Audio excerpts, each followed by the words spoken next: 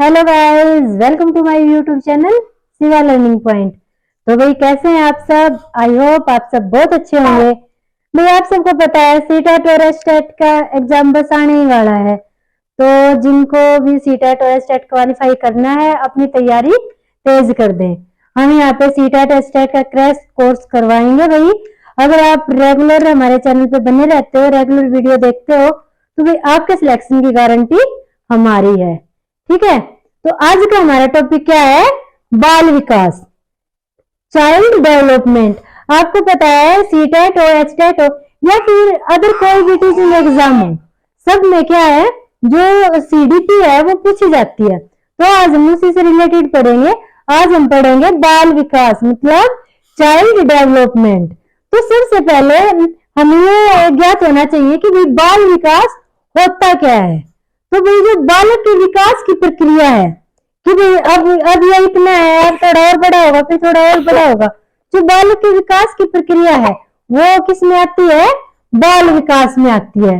ठीक है, तो क्या है भाई, जो बालक का विकास है, जो बालक का विकास है वो बालक के जन्म से पहले गर्भाधान, जब बच्चा गर्भ में आता है, माँ के गर्भ में आता है, तभी से बालक का विकास स्टार्ट हो जाता है। तो जो विकास है वो बालक के जन्म से पूर्व गर्भ से स्टार्ट हो जाता है और मृत्यु पर्यंत चलता ही रहता है। ठीक है, ये है भाई विकास। और जो बालक के विकास की प्रक्रिया है वो हमारी क्या कहलाएगी? बाल विकास। ठीक है, तो आज हम क्या पढ़ेंगे? सबसे पहले तो हमें ज्ञात होना चाहिए कि हमारे बाल विकास की अवस्थाएं कौन कौन सी हैं। ठीक है, तो इसकी अवस्थाएं देखेंगे कि भाई यहाँ कौन कौन सी अवस्थाएं हैं। तो भाई बाल विकास की कौन सी अवस्था है? सबसे पहले आती है गर्भावस्था। जब बच्चा जन्म से पूर्व गर्भ में होता है, मतलब कि 0 से लेकर 9 महीने जब बच्चा माँ के पेट में होता है, वो अवस्था कौन सी होती है? गर्भावस्था होती है। इसमें भी आप मुझे यकीन है आप कंफ्यूज नहीं होगे, गर्भ से आप अनुमान लगा लोगे कि जब बच्चा गर्भ में होता है वो गर्भावस्था होती है। उसके बाद आती है शैशवावस्था। शैशवावस्था कौन सी होती है भाई? जन्म से 5 वर्ष तक, जन्म से 5 वर्ष तक शैशवावस्था। अब ये मेरा बेटा है, कौन सी अवस्था में है? शैशवावस्था में है, क्योंकि अभी ये 1 साल का ही है। उसके बाद आता है बाल्यावस्था। बाल्यावस्था में कौन सी है? 5 से 12 वर्ष तक, 5 से 12 वर्ष तक बाल्यावस्था। इसमें बच्चा खेलता कूदता है। उसके बाद आती है किशोरावस्था। किशोरावस्था 12 से 18 वर्ष तक। उसके बाद आती है युवावस्था 18 से 25 वर्ष तक। उसके बाद प्रौढ़ावस्था 25 से 55 तक। फिर आती है वृद्धावस्था 55 से और मृत्यु तक, मतलब जब बूढ़े हो जाते हैं तो वो अवस्था कौन सी हो जाती है? वृद्धावस्था।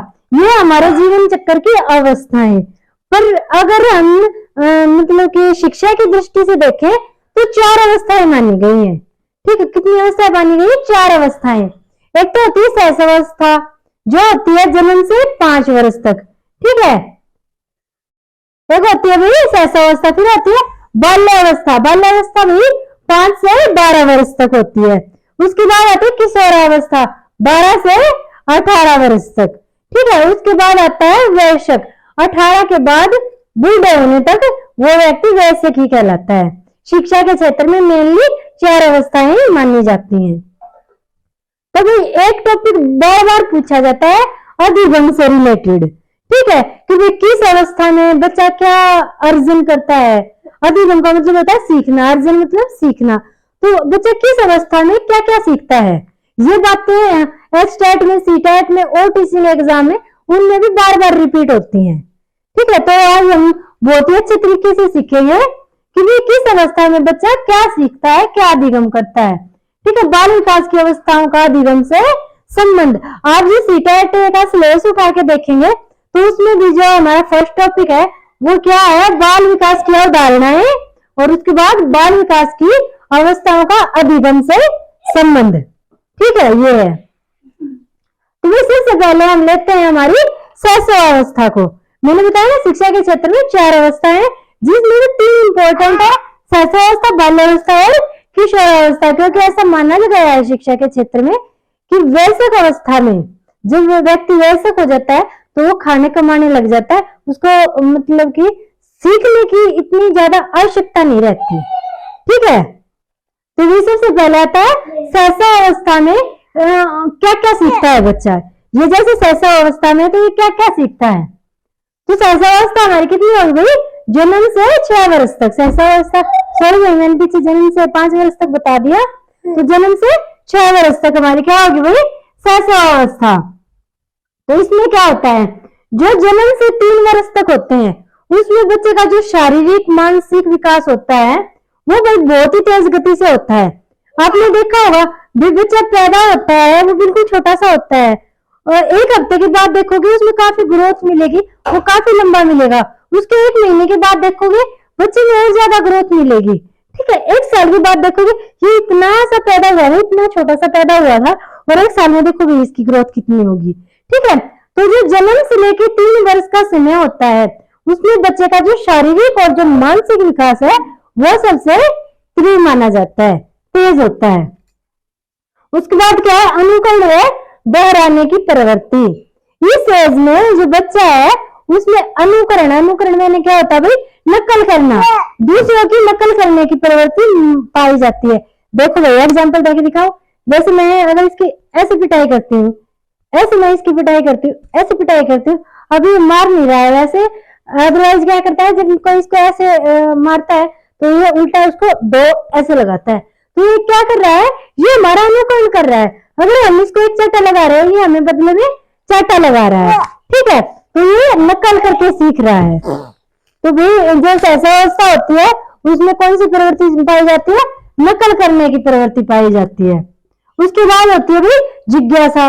जब बच्चा थोड़ा बड़ा हो जाता है तो उसमें जिज्ञासा उत्पन्न हो जाती है कि ये चंदा मामा है, ये रात को ही क्यों निकलता है, जो सूरज है वो आसमान में क्यों है, वो धरती पे क्यों नहीं है। ठीक है, बारिश कहाँ से हो रही है, मतलब एक जिज्ञासा की प्रवृत्ति आ जाती है बच्चे में आफ्टर 3 ईयर। ठीक है, आफ्टर 3 ईयर बच्चे में जिज्ञासा की प्रवृत्ति आ जाती है। उसके बाद क्या है, भाषा सीखना।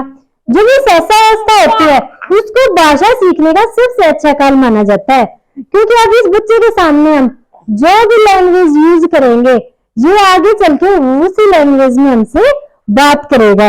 अगर हम इससे हिंदी में बातचीत कर रहे हैं तो ये हिंदी में ही बात करेगा, अगर इंग्लिश में कन्वर्सेशन कर रहे हैं तो ये इंग्लिश में ही हमसे बातें करेगा।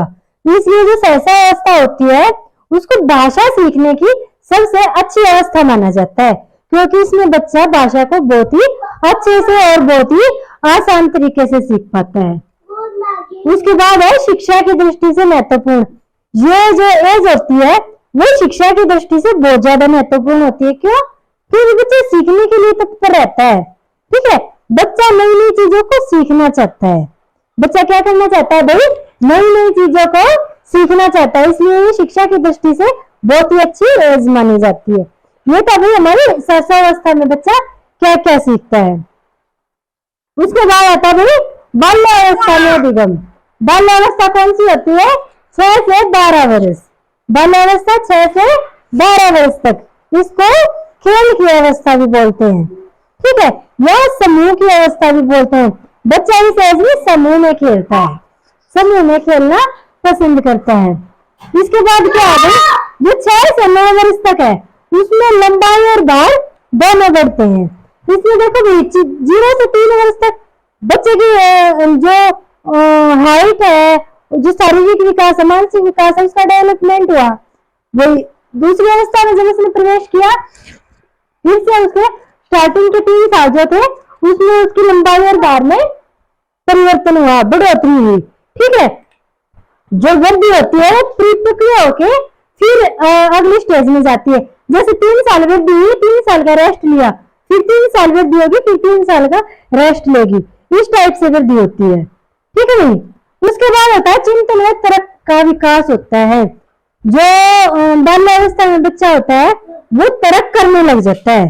ठीक है, वो तर्क कैसे करता है भाई, अगर आप उसको ये बोलोगे कि हाँ भाई भगवान के सामने हाथ जोड़ो तो आपको पैसे मिलेंगे, तो वो ऐसे बोलेगा मम्मा हाथ जोड़ने से पैसे कैसे मिलेंगे, अगर मैंने तो हाथ जोड़ के देखे हैं, मेरे पास पैसे नहीं आए हैं, ये नहीं हुआ, वो नहीं हुआ, मतलब क्या है, वो तर्क कर रहा है, हर बात पे वो क्या कर रहा है, तर्क कर रहा है। तो बच्चे में तर्क की शक्ति विकसित होती है। उसके बाद क्या है, सीखने की गति मंद होती है।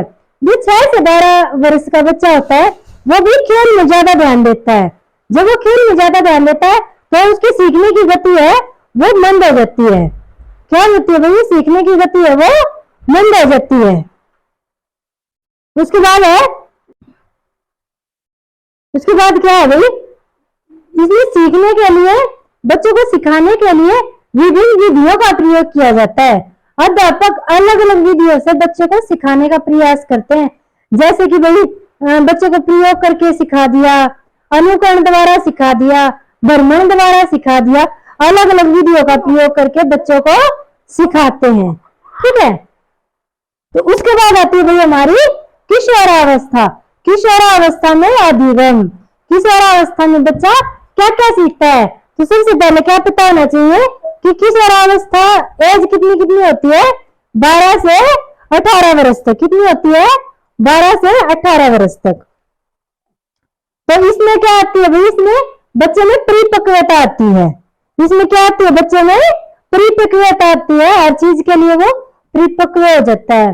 पहले बच्चे को थोड़ा सा डांट दो वो रोने लग जाता है ना। फिर किशोरावस्था में क्या होता है, उसके जो संवेग होते हैं उन पे वो कंट्रोल करना सीख जाता है। अब वो छोटी मोटी डांट पे आंसू नहीं बहाता। अगर उसको कोई चीज नहीं मिलती तो वो आंसू नहीं बहाता है, बहुत कम आंसू बहाता है। तो क्या है, वो परिपक्व हो चुका है।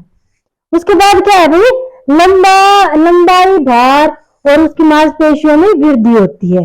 ठीक है, क्योंकि बालक से और अब वो मतलब बड़े हो रहे हैं, तो हर चीज में परिवर्तन आता है किशोरावस्था में। तो एक बात नोट करने की है भाई, जो लड़कियां होती हैं, लड़कियों में जो ये किशोरावस्था के स्टार्टिंग ईयर होते हैं, 12 से 14 वर्ष तक लड़कियों में वृद्धि होती है और 14 से 18 वर्ष तक लड़कों में वृद्धि होती है। ठीक है, 12 से 14 वर्ष तक लड़कियों में वृद्धि होती है और 14 से 18 वर्ष तक लड़कों में वृद्धि होती है।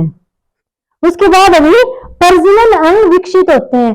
किशोरावस्था में बच्चों के प्रजनन अंग विकसित होते हैं। जब भी उनके प्रजनन अंग विकसित होते हैं तो नॉर्मली सी बात है कि उनमें जो काम भावना है, जो काम वासना है वो उत्पन्न होती है। ठीक है, तो काम वासना की उत्पत्ति किस एज में होती है, किशोरावस्था में होती है। इसको तूफान का काल भी बोलते हैं। इसको तूफान का काल क्यों बोलते हैं, क्योंकि भाई इस एज में अगर बच्चे को सही राह दिखाई जाए तो बच्चा एक अच्छा नागरिक बन जाता है।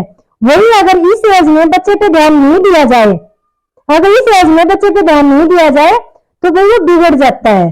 तो इसलिए इस एज को तूफान की अवस्था भी बोला जाता है। उसके बाद क्या था भाई, सामाजिक संबंधों में वृद्धि। इस एज में क्या होता है, जो सामाजिक संबंध होते हैं बच्चे, उनमें वृद्धि होती है। बच्चे के सामाजिक संबंधों में वृद्धि होती है, वो समाज में घुल मिल के रहता है। ठीक है, समाज के बारे में जानने की कोशिश करता है। तो ये था भाई किशोरावस्था में अधिगम। ठीक है, ये हर सीटेट एस्टेट का आप पेपर उठा के देख लो, इनमें से क्वेश्चन पूछे जा रहे हैं। सहसावस्था में अधिगम, बाल्यावस्था में अधिगम और किशोरावस्था में अधिगम। अब एक छोटा सा टॉपिक और है भाई, बाल विकास के आयाम कौन कौन से, कि बाल विकास कहाँ कहाँ होता है।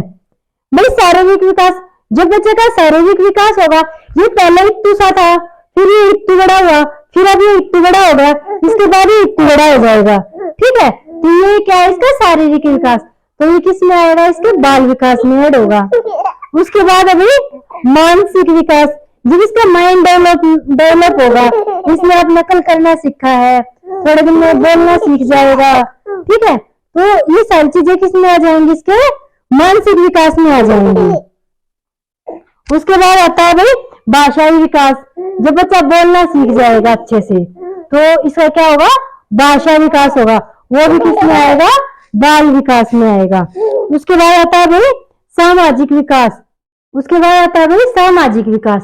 तो सामाजिक विकास क्या है, अभी छोटा बच्चा है, अभी सिर्फ घर में रहता है, तो जो परिवार के सदस्य हैं सिर्फ उन्हीं के बीच रहता है। जब ये थोड़ा बड़ा हो जाएगा, ये स्कूल में जाना स्टार्ट करेगा, तो और बंदों से भी रिलेट हो जाएगा। ठीक है, उसके बाद ये गांव में खेलने बाहर जाएगा तो और ज्यादा समाज से मतलब कि मेल मिलाप करेगा। तो क्या इसका सामाजिक विकास होता चला जाएगा जैसे जैसे ये बड़ा होगा। तो इसलिए सामाजिक विकास को भी बाल विकास में शामिल किया गया है। उसके बाद आता है भाई सांवेगिक विकास। सांवेगिक विकास मतलब जब इसके संवेगों का विकास होगा। ठीक है, अब ये भूख लगने पर रोता है, वैसे भी रोने लग जाता है अगर कोई गोदी ना ले तो इसको। उसके बाद जब ये रोना बंद कर देगा, बड़ा हो जाएगा, रोना बंद कर देगा, बातों को समझने लगेगा, ठीक है, अपनी भावनाओं को व्यक्त करने लगेगा, तब इसका क्या होगा, सांवेगिक विकास होगा। फिर क्या आता है, मनोगत्यात्मक विकास। मनोगत्यात्मक विकास, तो मनोगत्यात्मक विकास क्या है, जब ये एक्टिव हो जाएगा, अच्छे से चीजों को करने लग जाएगा। ठीक है, ये गतिशील मतलब कि जो इसकी कार्य करने की गति है वो अच्छी होगी। जैसे जब ये चलना सीखेगा, बैठना सीखेगा, जो इसके मोटर्स हैं वो अच्छे से काम करेंगे तो वो किस में आएंगे, मनोगत्यात्मक विकास में आएंगे। तो ये थे बाल विकास के आयाम। कितने आयाम है, 6।